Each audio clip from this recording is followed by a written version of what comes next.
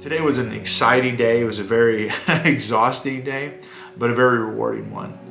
And today I got to visit a church that is kind of on the front lines with this refugee crisis.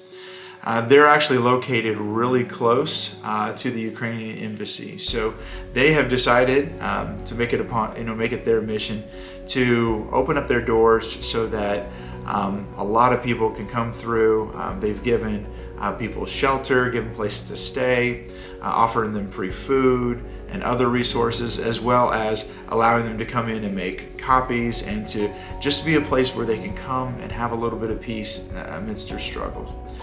And one of the things that I loved hearing over and over again from several of the volunteers about how much they just love being there for the Ukrainians in the hardest of times, and about how so many of the moms that will come through there, just once they've had just a moment to rest, and just break down in tears, and how they just pour out their hearts, and how they just feel hopeless in this time, and that they just need somebody to listen to them.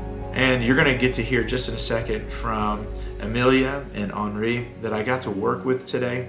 A couple of fabulous folks that work there, and how much they love what they do and how much they love serving all those that are in desperate need at this time. Hey PRCC fam, so I am here, and help me say the name of the church. Społeczność Chrześcijańska Puławska.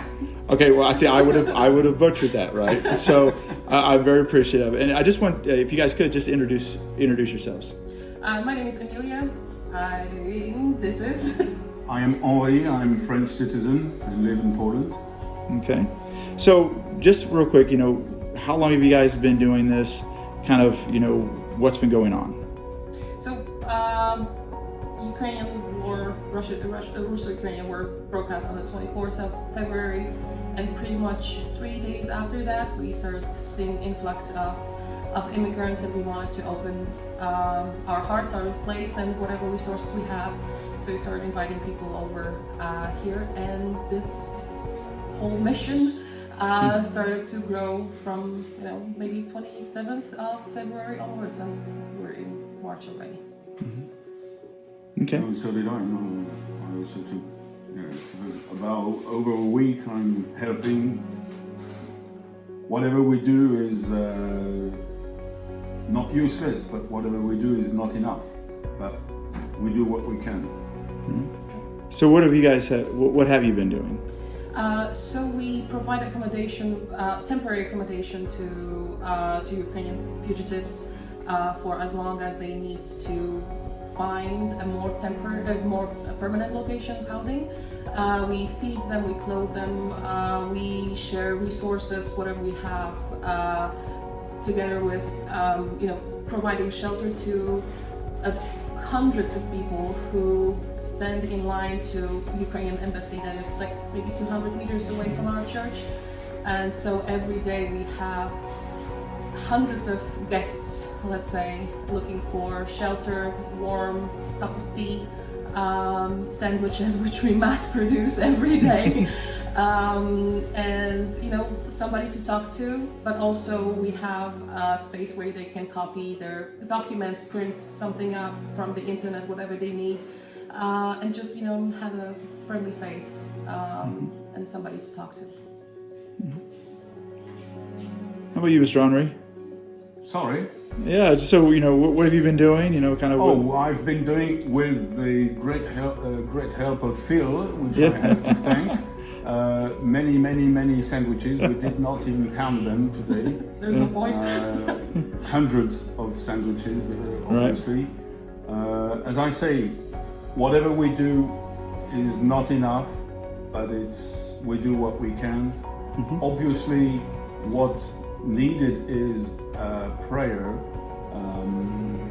from anyone who is willing to help us and hold us in prayers. And of course, unfortunately, always money is one of these means of help. Whatever is possible to do, well, let us do it. And then, of course, we pray that this whole nightmare comes to an end as soon as possible. But this is not in our hands. Right. So, just share real quick, just where are your hearts at right now? We're definitely dedicated, and we dedicate all our time, all our efforts to helping out, to making sure that people are fed, and we serve breakfast, lunch, dinner, snacks, everything that we can. We make sure that to organize whatever child produces products that may be needed, and definitely we need the support, like prayers, as Henri said, is very helpful. It lifts us up all the time. But whatever you can do, this we will gladly accept it. I don't know what to say. I'm sorry. No, that's good. You're good. One thing I can say, which is very, because of course physically moving, physically saying, we can say sometimes, okay, it's not so easy, but physical is nothing, because we still have our homes. I have a beloved wife, Polish.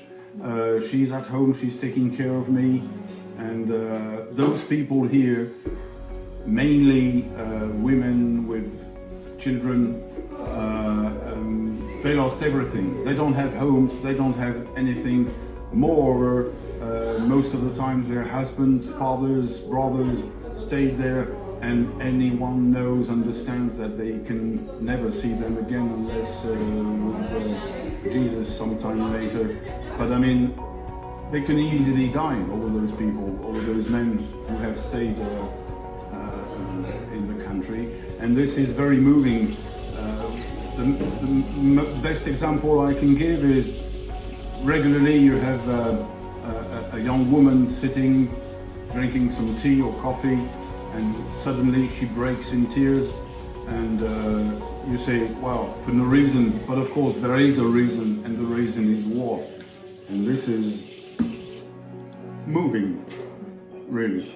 And we would also like, and every now and then when we have occasion and opportunity, when we hear that there is a transport ready to get some resources to Ukraine, to people that are there, that either refuse to leave because that's their home and they want to fight for it.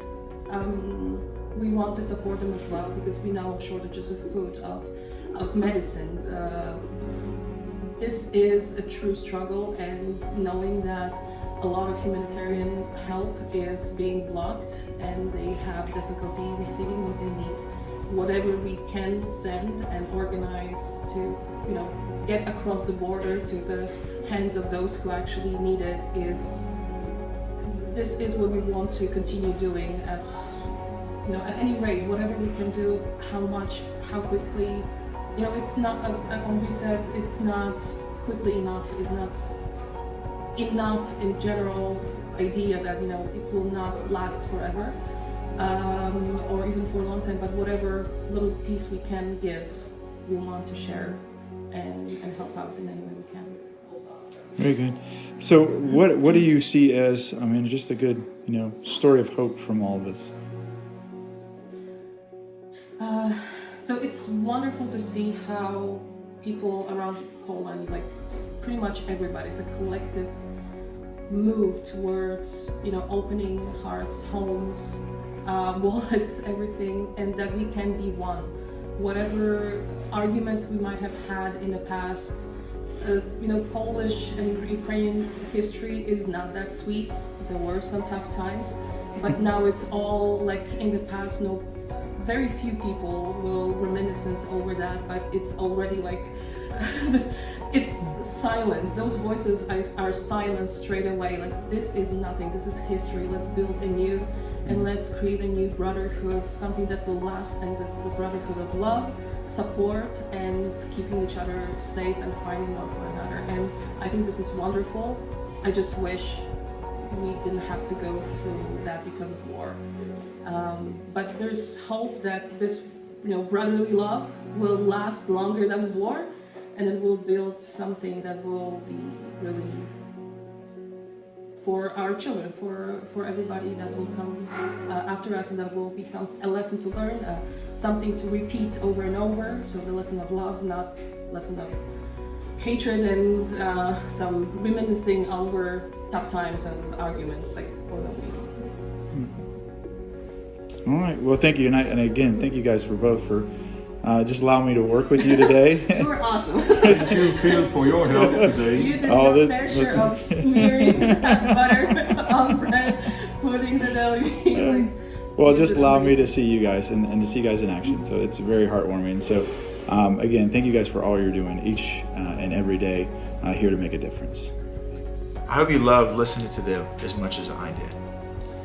I loved hearing story after story today about God's relentless grace, and all because people have decided to step up instead of just staying at home. Amelia, it was incredible to hear how she comes in there every single day, and then how once she leaves in the afternoon, she'll go home for a little bit, and then she goes into her own job. She'll work till midnight, 1 o'clock, and then gets back up and does it all over again. About how Henri, he just was searching for a purpose in the midst of this chaos, and just decided that he was going to step up and just do something, do whatever he could.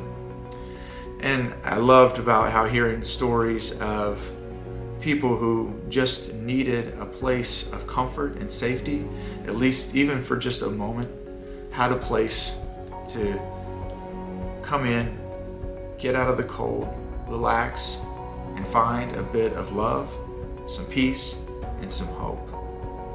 Thank you guys so much for continuing to pray for me along this journey and for continuing to support me in this. If you would like to donate to any of these churches or these organizations, you can feel free to give at PayPal at starbucked77@hotmail.com. 100% of the proceeds will go directly to these organizations, so we can give them a love offering before we go, in order for them to get the resources they need to continue to serve day after day. So we love you guys. Again, thank you guys so much for your support, for everybody at home, for carrying the load, and for doing your part to shed the light to the east side and beyond.